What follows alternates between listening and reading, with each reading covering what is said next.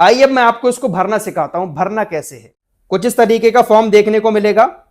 आपकी फोटो जो पुरानी वाली वोटर लिस्ट में थी वो यहां पर देखने को मिलेगी। आपको यहां पर अपनी नई फोटो लगानी है, जो आपने अब खिंचवाई होगी पासपोर्ट साइज फोटो, वो यहां पर लगानी है।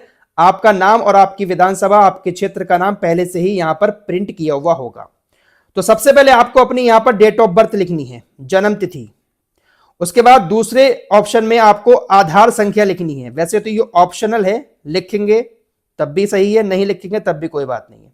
तो आप यहां पर अपने आधार नंबर जरूर लिख दें। उसके बाद मोबाइल नंबर डालें अपना। फिर आप अपने पिता का नाम यहां पर डालें। पिता का नाम डालने के बाद अब यहां पर जो कॉलम है इसमें काफी लोग कंफ्यूज हो रहे हैं। पिता अभिभावक का ईपीआईसी संख्या यदि उपलब्ध हो। अब ये ईपिक नंबर क्या है ये जानना बहुत जरूरी है। आपके जो फादर हैं, आपके जो पिताजी हैं, उनको भी इस तरह का एक फॉर्म मिला होगा।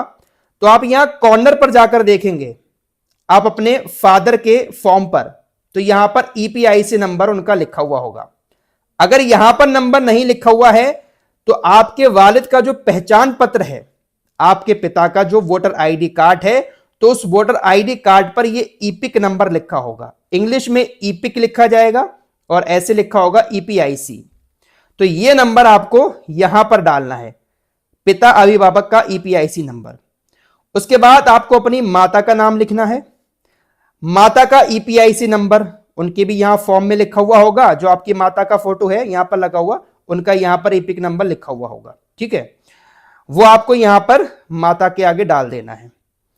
आपकी अगर शादी हो गई है, आपकी बीबी है, तो आप अपनी बीबी का नाम लिखें, या आपके शौहर हैं तो आपने शौहर का नाम यहां पर लिखें, हस्बैंड का नाम, और उसका भी ईपिक नंबर यानी ईपीआईसी नंबर जो पहचान पत्र में होगा या फॉर्म में होगा, वो नंबर आप यहां पर डाल दें। ये कॉलम क्लियर हो गया। अब आते हैं इन दो कॉलम पर। सबसे बड़ी कंफ्यूजन इन्हीं दोनों कॉलम में है। अगर आपका नाम 2003 की वोटर लिस्ट में है तो आपको यह वाला कॉलम भरना है, और अगर आपका नाम 2003 की वोटर लिस्ट में नहीं है तो फिर आपको यह वाला कॉलम भरना है। अब पहले बात कर लेते हैं उन लोगों की जिनका नाम 2003 की वोटर लिस्ट में है। तो सबसे पहले यहां पर अपना नाम लिखेंगे, जो आपकी 2003 की वोटर लिस्ट में नाम लिखा हुआ है। उसके बाद वही ईपिक नंबर जो पहचान पत्र नंबर है वो भी आपका वोटर लिस्ट में मिल जाएगा। मैं आपको वोटर लिस्ट एक बार दिखा देता हूं। इस तरह की वोटर लिस्ट होगी। तो ईपिक नंबर ये है, ये साइड में ईपिक नंबर आ रहा है, लास्ट में फोटो पहचान पत्र संख्या, ये नाम आएगा, ये ईपिक नंबर होगा। तो 2003 की वोटर लिस्ट में जो ईपिक नंबर आएगा वो आपको यहां पर डाल देना है। अब आता है संबंधी का नाम। इसमें क्या लिखना है?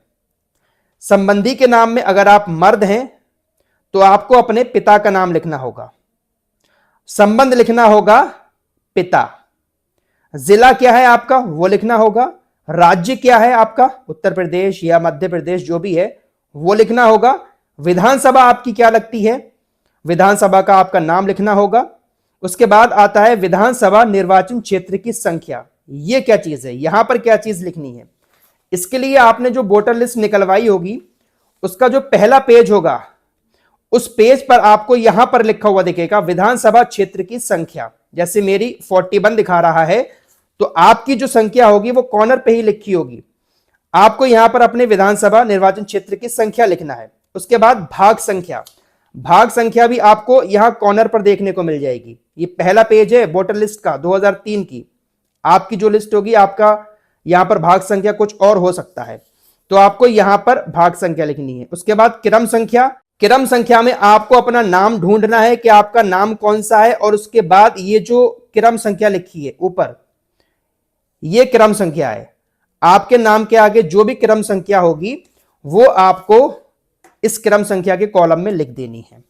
बस आपको इतना ही करना है, ये कॉलम नहीं भरना है अगर आपका नाम 2003 की वोटर लिस्ट में है। और अगर आपका नाम 2003 की वोटर लिस्ट में नहीं है तो फिर आपको ये कॉलम छोड़कर ये वाला कॉलम भरना होगा।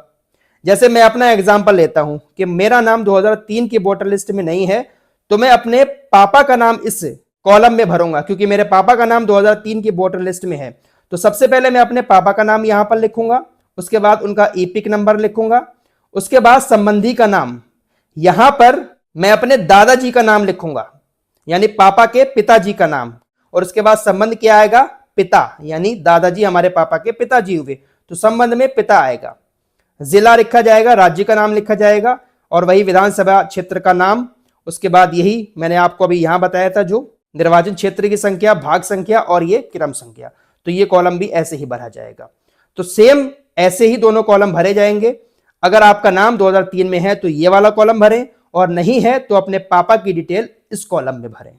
तो इस तरीके से आप बहुत आसानी के साथ घर पर ही अपने इस फॉर्म को भर सकते हैं, किसी के पास जाने की जरूरत भी नहीं पड़ेगी। बस आपको 2003 की वोटर लिस्ट निकलवानी है, उसका पहला पेज निकलवाना है, और उसके बाद पीडीएफ में आपका नाम जिस पेज नंबर पर होगा वो पेज नंबर निकलवाकर अपने इस फॉर्म के साथ उसको अटैच कर दें। चाहे आपका नाम 2003 की लिस्ट में है या नहीं है, लेकिन इस वोटर लिस्ट को आप फॉर्म के साथ जरूर अटैच करें। और अगर आपका नाम 2003 की लिस्ट में नहीं है तो आप अपना एक आईडी प्रूफ भी इस फॉर्म के साथ लगाएं। बीएलओ साहब आपको बता देंगे, नहीं बता रहे हैं लेकिन फिर भी आपको एक आईडी अपनी लगानी है, चाहे वो पासपोर्ट हो या बैंक पासबुक हो या कोई भी ऐसा सरकारी डॉक्यूमेंट्स, वो आप अपने इस फॉर्म के साथ अटैच करके बीएलओ साहब को दें, उनके सिग्नेचर कराकर एक कॉपी जो है वो अपने पास भी रखें। 2 फॉर्म भरे जाएंगे, दोनों एक जैसे होंगे।